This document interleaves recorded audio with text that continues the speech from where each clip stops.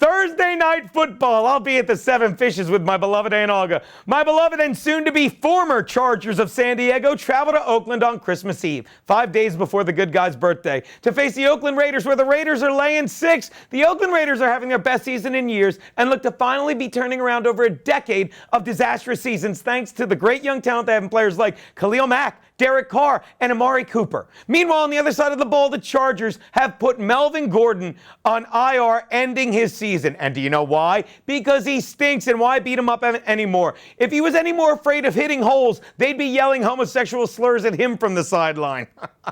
But kidding aside, he's exactly the pattern of drafting that has ruined the Chargers team as much as has built up the Raiders. When you trade up in the draft for a guy that turns out to be a bust like Gordon is, or like Ryan Matthews was 2 years ago, or like Manti Te'o was recently, whose expectations Manti Te'o's have turned out to be as realistic as his girlfriend, well then you set your team back and you slowly regress as old talent leaves and new talent stagnates. That's what we're looking at with the Chargers and their terrible April choices that have ruined this team. Let me tell you people something. If the U.S. drafted in the 70s like the Chargers have the past decade, we'd all be speaking Vietnamese right now.